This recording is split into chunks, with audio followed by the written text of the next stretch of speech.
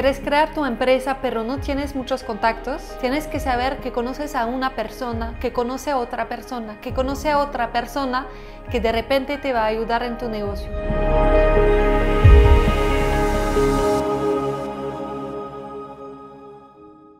Hola y bienvenido en Emprender Solo. Cuando creamos nuestra actividad, tenemos que desarrollar nuestra red de contactos, es decir, entrar en contacto con personas que están relacionadas con nuestra actividad de cerca o un poco de lejos. Para este video hemos encontrado a Chloé, una emprendedora francesa que inició una actividad en el sector muy cerrado del vino en Francia, en la región de Bordeaux. Chloé nos cuenta cómo hizo para ingresar a este mercado muy cerrado, todo eso empezando desde cero. Donc, je m'appelle Chloé Cazot-Grandpierre, j'ai 29 ans, je vis à Bordeaux et je suis consultante en communication et en œnotourisme dans le monde du vin et des spiritueux. J'ai un peu l'habitude de dire que je suis comme une jeune vigne, c'est-à-dire que je pousse un peu dans tous les sens. Et parce que les jeunes vignes sont comme ça, quand elles sont petites, elles poussent un peu dans tous les sens, elles ne sont pas trop concentrées, on va dire, vraiment sur un objectif. Par contre, quand elles vieillissent, elles vont être beaucoup plus focus sur un centre d'intérêt. Donc actuellement, je suis comme une jeune vigne parce que je vais un peu partout. Donc je fais de la communication, c'est-à-dire que je vais travailler avec des propriétés viticoles sur leur image, donc pour faire des photos, des vidéos, tout ce qui est aussi flyer par exemple, donc un peu de création.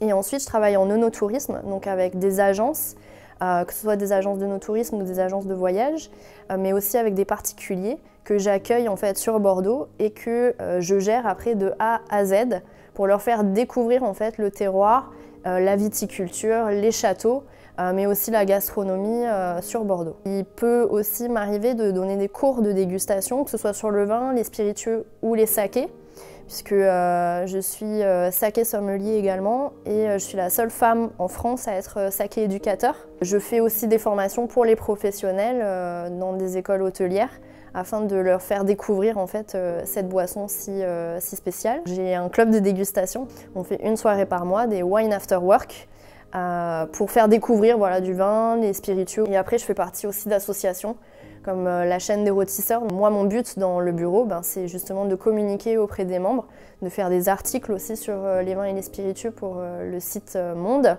et organiser des repas. Voilà, on va arrêter là parce qu'il y a d'autres choses mais c'est déjà pas mal. Et ce que je voulais, c'était voilà, l'objectif un peu que tout le monde recherche, c'est-à-dire avoir un CDI avec un salaire qui correspond à peu près à ce qu'on nous dit quand on sort d'école. Sauf que je me suis vite rendu compte que ça allait être très compliqué et que ce qu'on me proposait ne me satisfaisait pas entièrement. Donc je me suis dit, je vais créer quelque chose en fait qui va me satisfaire. Je vais créer, comme j'arrive pas à trouver d'entreprise qui me propose le job de mes rêves, je vais créer mon entreprise qui va être le job de mes rêves. En fait, mon grand-père maternel, il aimait la nourriture, les bonnes choses, passer du temps à table, ouvrir de bonnes bouteilles. Au fur et à mesure, je me suis rendu compte que ça faisait partie de mon identité, de qui j'étais, parce que mes parents sont pareils. Quand j'ai fait mon premier stage de fin d'études donc dans le négoce à Bordeaux, je me suis dit tiens, c'est quand même un produit extraordinaire. Le vin, c'est un produit qui change. Parce qu'il n'y a pas que la production avant, mais il y a aussi tout ce qui se passe après dans la bouteille. Quand on boit du vin, on boit ses secrets. On écoute en fait les secrets du vin. Et c'est complètement ça, parce que derrière, il y a l'histoire de la terre, il y a l'histoire d'un homme ou d'une femme voilà, qui a sué dans la vigne. C'est comme ça que je suis tombée dedans, parce que je me suis dit, tiens, c'est vraiment un produit qui veut dire quelque chose et qui a eu une résonance en fait en moi.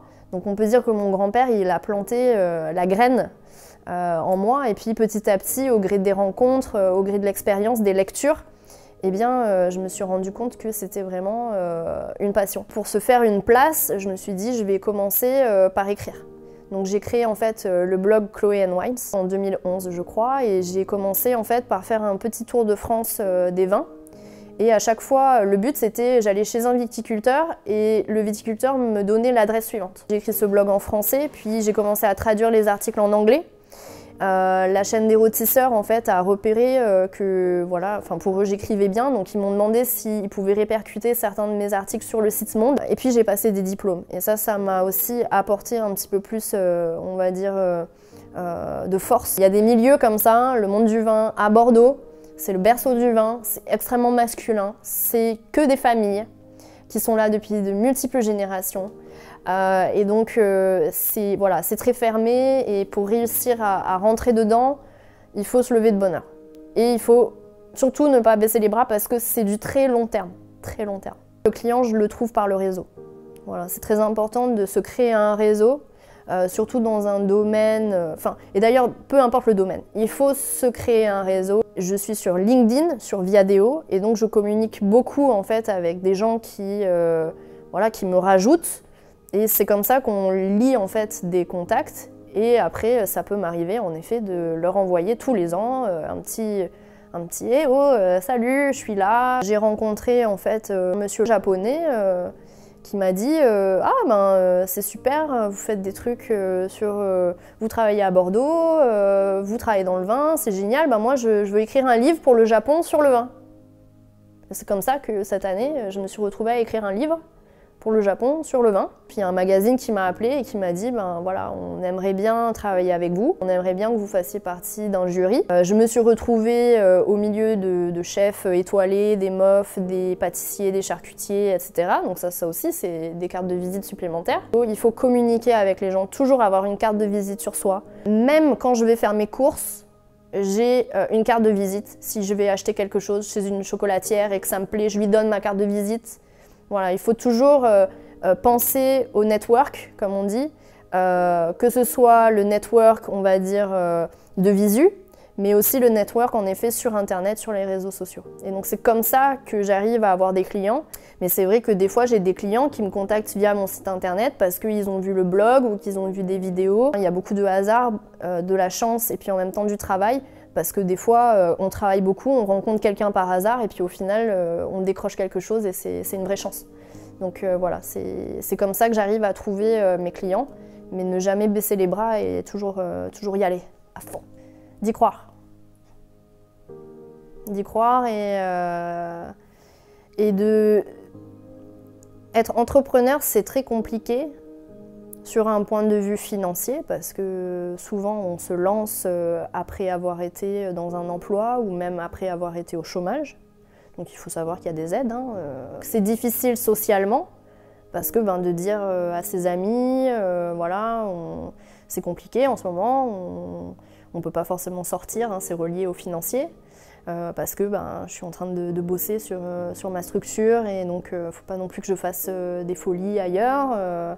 C'est difficile psychologiquement parce qu'il y a une pression aussi de la famille. On peut être en face de parents extrêmement compréhensifs, mais on peut aussi avoir des parents qui sont restés dans la même entreprise toute leur vie, qui ne comprennent pas pourquoi leur enfant, du jour au lendemain, se lance dans cette aventure, il n'y a plus de sécurité, etc. Donc être entrepreneur, c'est vraiment pas de tout repos, mais de se dire que si on y croit et qu'on s'en donne les moyens, on peut y arriver et que c'est pas grave d'échouer, que échouer, ça n'existe pas. Le mot échouer n'existe pas, c'est vraiment le mot apprendre. On aura appris quelque chose et la prochaine fois qu'on aura envie d'essayer, on ne refera pas la même erreur. Tant qu'on y croit, ça peut le faire. Le jour où on n'y croit plus, il vaut mieux arrêter, il vaut mieux éviter, on va dire, la casse, parce que ça peut faire mal aussi, c'est un risque que les entrepreneurs prennent. Donc il faut savoir jauger son risque, mais plus on prend de risques, souvent mieux ça paye. Tres cosas que hemos aprendido con Chloe. Primero, capacitarse. Capacitarse es muy importante, sobre todo si quieres emprender en un sector muy específico y muy cerrado, como el sector del vino, por ejemplo. Capacitarse te permite generar nuevas competencias esenciales para llevar a cabo tu proyecto, pero también tener como una legitimidad para ingresar a este sector muy cerrado. 2. Crear un blog es muy útil. Por ejemplo, Chloe, gracias a su blog, logró mostrar sus competencias, sus conocimientos en el sector del vino, pero también generar más contactos y atraer nuevas oportunidades. Esta visibilidad es esencial para encontrar su espacio en un sector nuevo. 3. Desarrollar tu red de contactos. Es esencial, sobre todo cuando emprendes solo, de buscar nuevos contactos, sea por internet o en físico. Clientes, profesionales de tu sector de actividad o de un sector de actividad relacionado con el tuyo. Ya está, espero que este video te haya gustado. Si es el caso, te invito a poner un me gusta, siempre es agradable, y no te olvides de poner comentarios abajo. También no te olvides de suscribirte a este canal y de descargar la guía gratuita Cómo vencer tu temor de emprender. Hasta muy pronto, chao.